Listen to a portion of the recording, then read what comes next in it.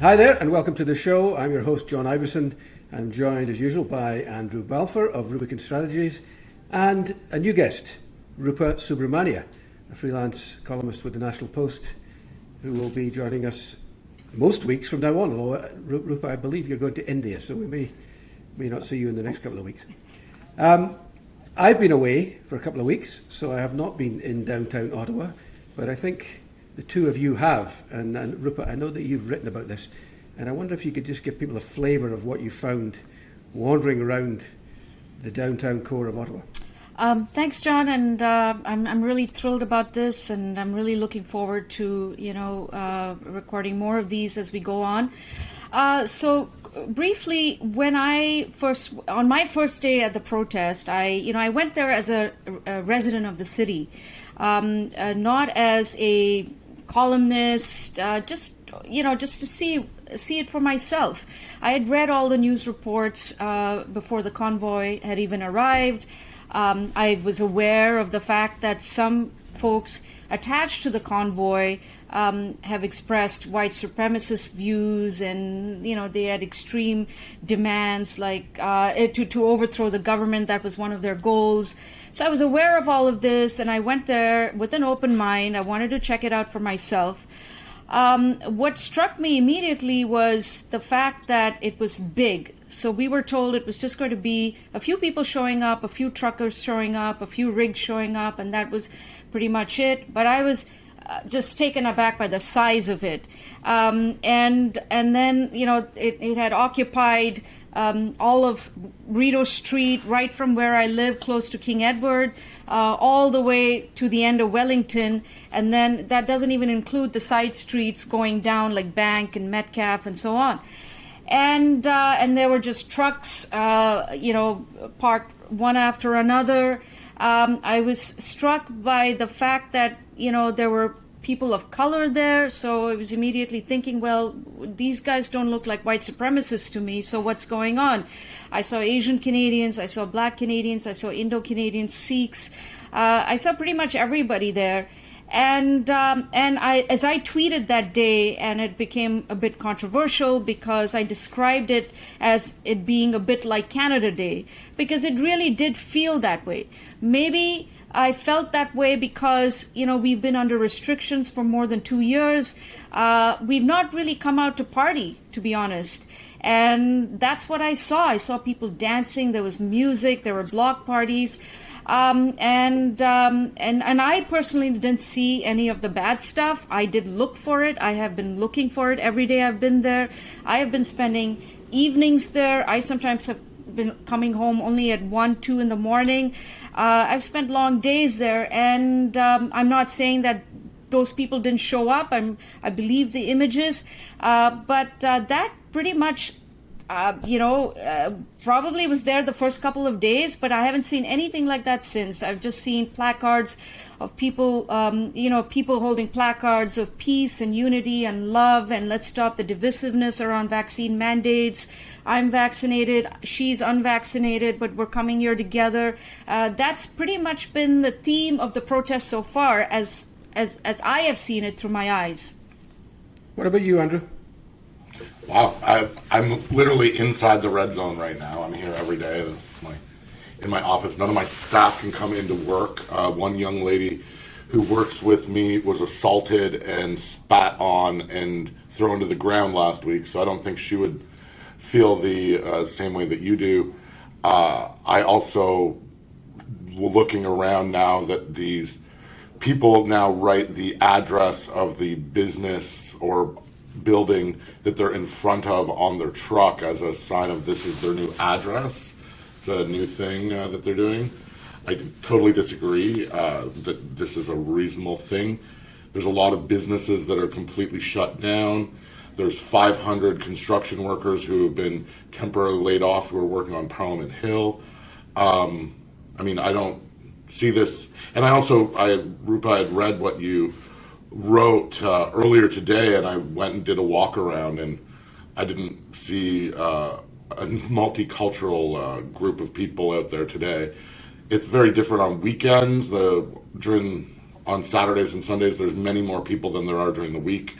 I mean, as an example, last Thursday, I was standing outside of my building and two men walked by with an entire pig on a spit going to roast a pig on Parliament Hill. Like, this is not acceptable behavior.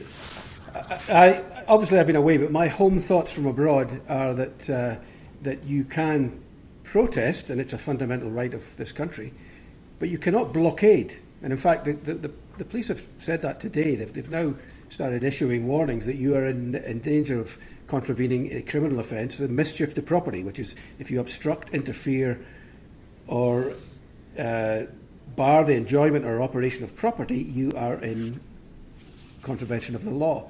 And I think they will start enforcing that. I mean, there clearly has been a whiff of menace around this thing. My daughter, who's been here the whole time, tells me that a fellow student, a girl, a 17-year-old schoolgirl, had her nose broken by a protester. So this is not, it seems to me, a reasonable thing to do. I do think that while you could pretty much remain on Parliament Hill indefinitely and the country would still operate, you cannot blockade border crossings. And the Ambassador Bridge is a bridge too far for these protests. With auto plants idling right across the province, no government is going to put up with that. And I think that will be the beginning of the end for the protests. I just want to turn, clearly this has been an intensely political event. The goals are political. While some of the protesters have said they want to see the overthrow of the democratically elected government, at the very least they want an end to vaccine mandates. And the parties have handled this very differently, and we'll get to the Liberal Party in a minute, but in my opinion, they've both handled it reprehensibly. And, the Conservatives only today, Thursday, have decided to call for an end to the blockades after playing footsie with the truckers for nearly 2 weeks, I guess. Candice Bergen today said it's time to take down the barricades or the blockades. To me, I think it's too late, and the selfies will come back to haunt them. Rupa, what do you think of the Conservative approach? Has it been reasonable, or are they trying to ride a populist tiger here? I think that I agree with you that all of the major parties have done terrible on this. Have been terrible on this, and they all deserve an equal share of the blame here. As far as the Conservatives are concerned, I do think that they're reading what is happening here better than most, I believe. Because some of them have actually been with the protesters. We've seen pictures of Candice Bergen, I believe, Pierre Poilievre, and a bunch of other Conservative MPs. I think Andrew Scheer has been walking around the protests as well. They've actually been here, and I don't know how many MPs from the other parties have actually ventured out and seen this for themselves. I mean, that's a question we should be asking.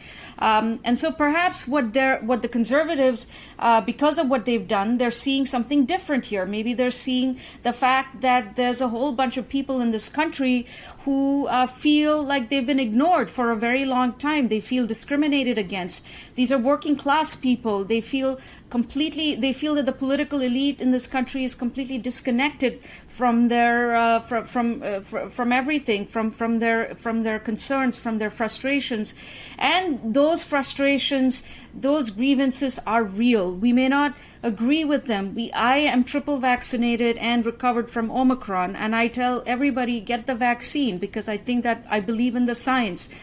But they come at it differently. They all have very different reasons for being there. But principally, it is about getting rid of the vaccine mandates. And they say that if the government drops the mandates, then we'll go. That's our only ask. We don't want anything else. And just respect our bodily autonomy. There are various reasons why we don't want to get vaccinated. Everything ranging from the fact that I think that these vaccines have not been around for too long. I get the tetanus shot, I get the flu shots, I get travel-related vaccines, but I don't want this vaccine. I'm not an anti-vaxxer. I've spoken to truckers who are also vaccinated, vaccinated, by the way, and don't risk losing their jobs, but or haven't lost their jobs, but they're here to support their fellow truckers who are unvaccinated and those and opposing the mandates. So I think the conservatives, in my opinion, have read this better than anybody else, and that perhaps might explain why they've been a little more outspoken about this. But you don't even have to go that far to the conservatives. Just look at what's happened in the last couple of days. You've had two Liberal MPs from Quebec speaking out against Mr. Trudeau's rhetoric that they think has been very divisive. So yeah. Yeah. Well, we'll come to that in a minute, and I am going to ask Andrew about Trudeau's divisive policies. But first of all, I'm going to give him a shot at an open goal here. Pierre Poilievre seems to be unstoppable as the next Conservative leader. He's been talking a lot about the same kind of language that many of the truckers are using: freedom, how the elites have got it all wrong. With freedom to build a business without red tape or heavy tax. Freedom to keep the fruits of your labor and share them with loved ones and neighbors. Freedom from the invisible thief of inflation. Freedom to raise your kids with your values. Freedom to make your own health and vaccine choices. Freedom to speak without fear, and freedom to worship God in your own way. What do you think, Andrew? Is this his to lose, and can he somehow benefit politically from the outpouring of anger that we've seen in the trucker convoy? Well, it seems at this point that it is his to lose. I mean, maybe he ends up in a situation where other Conservative leaders have before, where you can win the party but you can't win the country. But jumping back, I mean, I'm so tired of hearing this at this point. Like, this silent minority, like 90% of Canadians are double vaxxed. The vast majority of these things that these people are talking about are not under Justin Trudeau's jurisdiction whatsoever. These people are walking around with flags that say "fuck Trudeau." What's he supposed to do? I mean, I can't believe that people think that.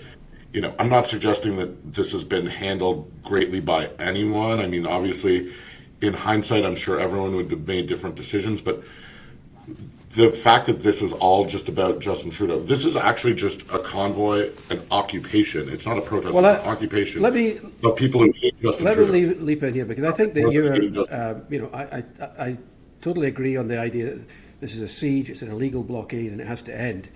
But at the same time, I remember standing at Rideau Hall when the election was called, and Trudeau made it clear on that date that vaccine mandates would be, in his opinion, the ballot question. This is what he has set out to do. At the end of the election, he said, people are talking about divisions, but I don't see that. Well, he was about the only person in Canada that didn't see that, because it was clearly willful blindness, because he set out to divide Canadians, to create a fear of the other, demonise people who were vaccine hesitant or unvaccinated, called them the fringe, misogynists, racists. Clearly, that is not the case for all 3 million unvaccinated Canadians over 12. And I think that he has got a lot to answer for in creating, pandering to a political constituency that wanted to demonise the unvaccinated. And he's reaping the whirlwind right now. What do you think, Rupa? That yes, the Prime Minister clearly demonized them, and I think I think public opinion. I think the ground is shifting a little bit. I think you've seen these two Liberal MPs from Quebec also speaking out against what the Prime Minister said. I'm sensing just opinions on the ground, like just chatting with people. There are people who are just coming to the protest just to see what it's about. And they're not finding the hate there. They're not finding, they're experiencing something totally different. Whether you agree with what's going on there or not, they're experiencing something totally different. So what was your question, John? Because I lost my train of thought, sorry. I forgot what the question was. It was really, should Trudeau go, I suppose. No, I mean, I think what my pessimism and a kind of real gloom at the moment about the political picture. More so than at any time in the 2 decades that I've covered Canadian politics. There's a sense that there is no room for reasonable people or nuance in the political debate. That the Liberals have hurtled towards the fringes of the liberal progressive side, and the Conservatives have now rejected moderation and are hurtling in the diametric opposite direction, and they're all appealing for a dogmatic approach from voters and urging people to pick a side. And the sense of compromise and common sense that made Canada one of the most boring, successful countries in the world seems to be disappearing. Mm-hmm. And Michael Chong said it the other day in the House, I'm grieving for my country. And I completely sympathise with that. What other G7 capital would allow this to happen? If this was happening in Washington, it'd be over in about 5 minutes. Like, these guys gotta go. It's simple. That didn't happen in Washington, but I do get a sense. Let me say. Go ahead, Rupa. Let me say this: what G7? What leader of a G7 country refuses to meet with protesters? Who are you going to meet with? The guy who's trying to overthrow your government? There's a. No, there is. There are 3 people who are spokespersons. They're the 3 organizers. There's a. You mean the Alberta separatist lady? Who wants to separate from Canada? She has her views. You have Quebec separatists who are part of the mainstream. There are all kinds of people, but the core group, they are open for dialogue. They keep saying that. No one's reached out to them. Rupa, to me, we have a system of law and order. We have a system of democracy, and this is the duly elected government. And if you want to get rid of that government, you vote against them, and then you accept the result. That's how it works. But hold on a second, John. The MOU about overthrowing the government, that has been withdrawn. I don't know if you're aware of that, but that was withdrawn a couple of days ago. And this is from this group I've asked the organizers, who are these guys? Why, if you don't believe in this, why don't you decisively distance yourselves from them? Because this is not something that most people would support you on. Nobody wants this kind of thing here in Canada.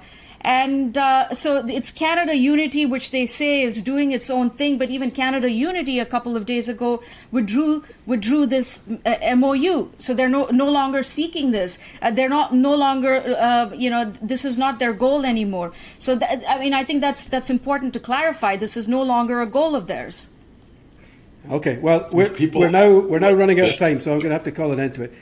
All I would say is that from being abroad and watching this, is that the rest of the world is watching, and they're horrified that steadfast Canada is apparently in a state of chaos, and if that's the case, then it's twilight for democracy in less stable jurisdictions. So anyway, Rupa, thank you very much for coming out. Hope you enjoyed a robust debate. Andrew, thanks again, and we'll see you all again. Not you, Rupa, because you're going to be away for a couple of weeks, but we'll see you, the rest of you, next week, and Rupa 2 or 3 weeks hence. Thanks a lot. Thank you. Thanks, John. Thanks, Andrew.